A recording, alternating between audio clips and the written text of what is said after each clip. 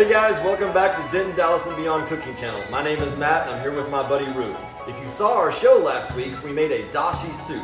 Now dashi soup is the main base for a lot of Japanese soups and a lot of sauces. We're going to take it one step further this week and we're going to show you guys how to make a miso soup. Now let's see what we're working with. All right, let's do it.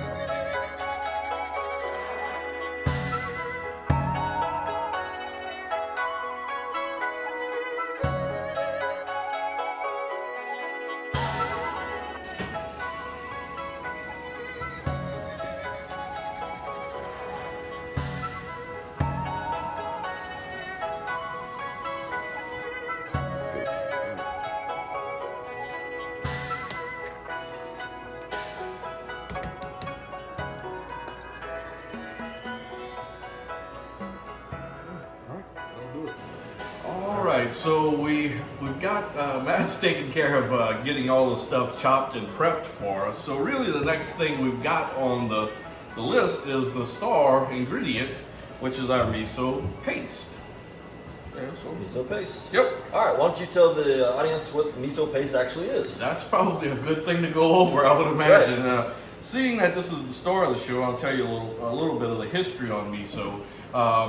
Depending on what interweb you get on, you'll either find out that it originated in China or that it originated in Japan. Okay. Now, each country does lay claim to it. China says they had it first, but Japan says it was unique to their particular region. So the story goes that miso was harvested in 3 different varieties. They were basically white, red, and then of course some blended. This is made out of soy that's been fermented. So the process of fermenting miso is pretty simple, and you could probably do this on your own, but it probably will take about 6 weeks in order for it to appropriately ferment. So basically you're going to boil some soybeans, you're going to mush it up into a paste, you're going to put a crap load of salt in it, and you're going to do a little lactic acid. So the salt will keep the bad bacteria from forming. The lactic acid will give it a little kick in the pants in order to get the fermentation process started. So for this particular recipe, we are using our blended version of miso. Thank God we've already pre-bought this from the grocery store, so we didn't have to go through the 6-week process. It does not smell like fish, which is good, I guess. So what we need for smells like soy. So what we need is about 2 tablespoons of this for our recipe. So let's mark that out there. We're going to kind of eyeball it here, but your common house spoon, large house spoon, is roughly a tablespoon. Yep. So we're going to do that. And then the next step in this process is going to be to whisk the miso paste into the dashi broth, which we prepared last week. So with that, we'll get Matt working on whisking this stuff together, and then although miso soup is generally a starter, we decided we're going to do something just a little bit different because we're not just a Japanese cooking channel, although that seems to be all we've been talking about. Right. But that's not the case. We will be broadening our horizons as we go forward.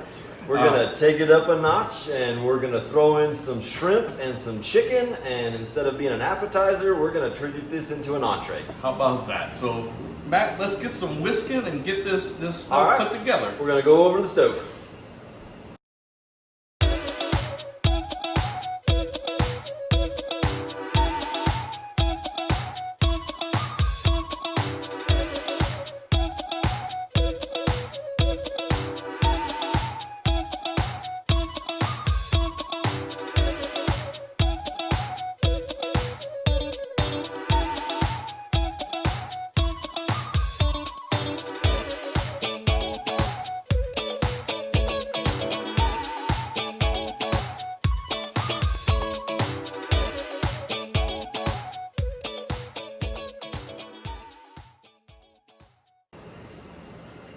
Holy moly, Matt.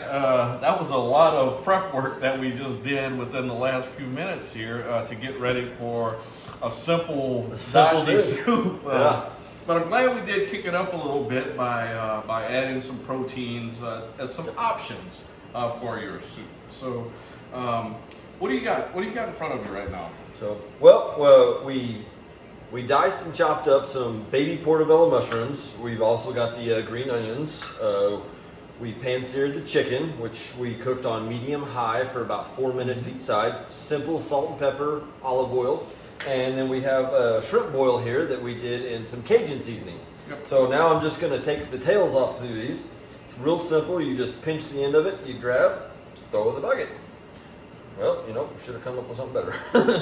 It's fine. So there we go. We'll just set these off the side. Obviously, the Right. ones that don't have the tail on it. That's the ones we don't gonna eat. be the ones So- that we want. I don't want to eat those hard Right. tails off the shrimp unless they're fried. So we actually were able to utilize the shrimp boil that we made. It's now actually an amazing additional fish stock. So we'll probably use that sometime later.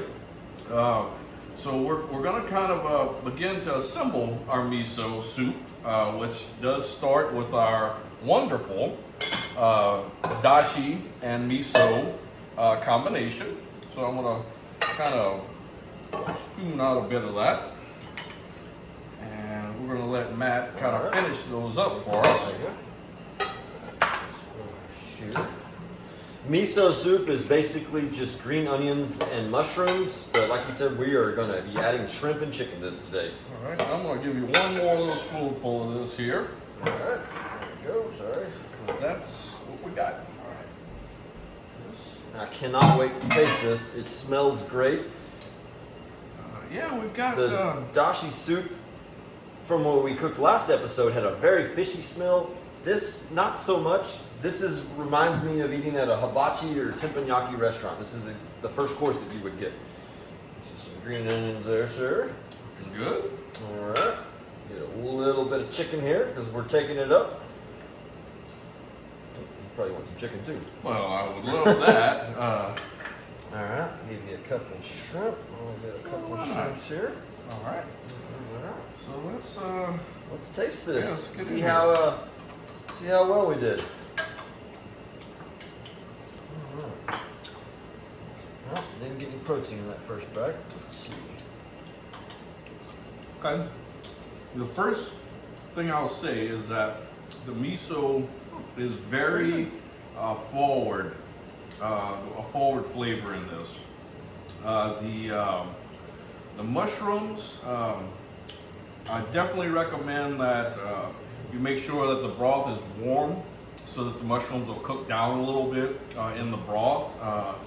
And again, in just a second, mushrooms don't really take that long to do what they need to do in order to be okay.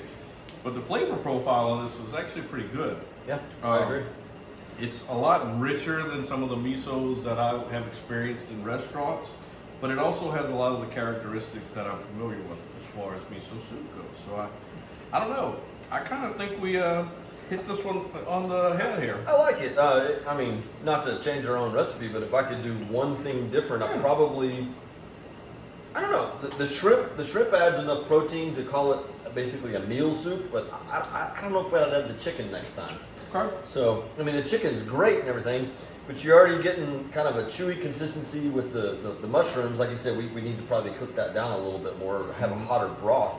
But yeah, overall, I think just trying something out of the blue, I think we Did a Yeah. dang good I job. think we created something that's a little bit of a riff on either a Japanese or a Chinese, just depending on who you want to talk to. And I like it. I really do, man. It's something I would definitely make again and eat, Okay. restaurant or not. Oh, and if you want to, Here in Uncle Rue's kitchen. If you ever want to get in touch with us and give us some ideas, much like Presley does each I was week. wondering when she was going to make her appearance. You can call into our voicemail line at 940-320-9097, or you can send us an email at info@DentonDallasandBeyond.com.